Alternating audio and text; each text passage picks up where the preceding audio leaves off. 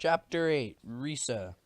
Risa finds herself unsettled by the food wrappers and broken bits of plastic they start coming across in the woods because it's the first sign of civilization is always trash. I said that uh, with extra emphasis because civilization is trash. Also, like, because people make garbage. Um, Civilization means people who could recognize them if their faces have been smeared on the newsnet. Risa knows that staying completely clear of human contact is an impossibility. She has no illusion about her chances or their ability to remain unseen. As much as they need to remain anonymous, they cannot get by entirely alone. They need the help of others. No, we don't. Connor is quick to argue as signs of civilization grow around them. It's not just trash now, but the mossy remnants of knee-high stone wall and the rusty remains of an old electrical tower from the days when electricity was transmitted by wires. Ooh. Oh, look, fancy, don't need wires. I'm using a wire right now for my headphones. Whatever, man. We don't need anyone. We'll take what we need. Risa sighs, trying to hold together a patience that has already worn through. I'm sure you're very good at stealing, but I don't think that's a good idea. Connor appears insulted by the insinuation. What do you think? People are just gonna give us food and whatever else we need out of the goodness of their hearts? No, says Risa. But if we're clever about it, instead of rushing into this blind, we'll have a better chance.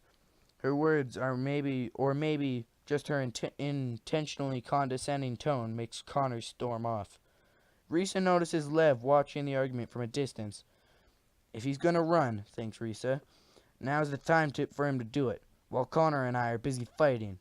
And then it occurs to her that this is an excellent opportunity for her to test Lev and see if he really is standing by them now, or biding by his time until he can escape. Don't you walk away from me, she growls at Connor, doing her best to keep the argument alive, all while keeping an eye on Lev to see if he bolts. I'm still talking to you. Connor turns towards her. Who says I have to listen? You would if you had half a brain, but obviously you don't. Oh, burn. Risa just burned Connor. He's toasted now.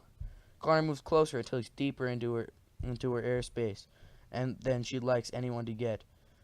If it wasn't for me, you'd be on your way to harvest camp, he says. Risa raises a hand to push him back, but his hand shoots up faster, and he grabs her wrist before she can shove him. This is the moment Risa realizes she's gone too far. What does she really know about this boy? He's going to be unwound. Maybe there's a reason for it. Maybe a good reason. Risa is careful not to struggle because struggling gives him the advantage. She lets her tone of voice convey all the weight. Let go of me. Or is it more like, let go of me? Why? Exactly what do you think I'll do to you? This is the second time you've touched me without permission, Risa says. Still, he does not let go. Yet she does notice his grip isn't all that threatening. It isn't tight, it's loose. It isn't rough, it's gentle. She could easily pull out of it with a simple flick of her wrist. So why doesn't she? Risa knows she's about to make a point, but what the point is, Risa isn't sure. Is he warning her that he can hurt her if he wants to? Or maybe his message is the gentle nature of his grip, a way of saying that he's not the hurting type. Well, it doesn't matter, thinks Risa. Even a gentle violation is a violation. She looks at his knee. A well-placed kick could break his kneecap. I'll take you out in a second, she threatens.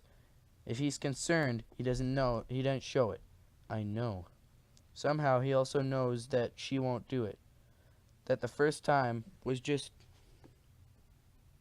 a reflex. If she were to hurt him a second time, though, it would be a conscious act. It would be by choice. Step off, she says. Her voice now lacks the force it had only moments before. This time, he listens and lets go, moving back to a respectable distance. They both could have hurt one another, but neither of them did. Risa isn't quite sure what that means. All she knows is that she feels angry for him for such a mixture of reasons. She can't sort them out. Then suddenly a voice calls to them from the right.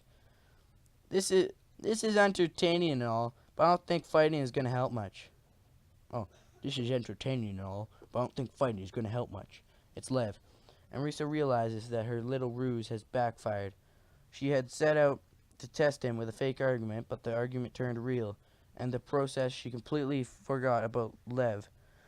He could have taken off, but they would not have known until he was long gone. Risa throws Connor an evil look for good measure, and then the three of them continue on. It isn't until 10 minutes later, when Lev goes off to relieve himself in private, that Connor talks to Risa again. Good one, Connor says. It worked. What? Connor leans closer and whispers. The argument. You put it on to see if Lev would run when we weren't paying attention, right? Risa is bowled over. You knew that? Connor looks at her, a bit amused. Well, yeah. If Risa felt uncertain about him before, it's even worse now. She has no idea what to think. So, everything that happened back there was all a show? Now it's Connor's turn to be unsure. I guess, sort of, wasn't it? Risa has to hold back a smile. Suddenly she's feeling strangely at ease with Connor. She marvels at how that could be. If their argument had been entirely real, she'd be on her guard against him. If it had been entirely a show, she'd been on guard too. Because if he could lie so convincingly, she'd never be able to trust him. But this was a mixture of both. If it was real, it was pretend, and that combination made it all right. It made it safe, like performing death-defying acrobatic tricks above a safety net. She holds on to that, expecting feelings as the two of them catch up with Lev, and move forward the frightening, toward the frightening prospect of civilization. That was chapter 8, and the end of part 1.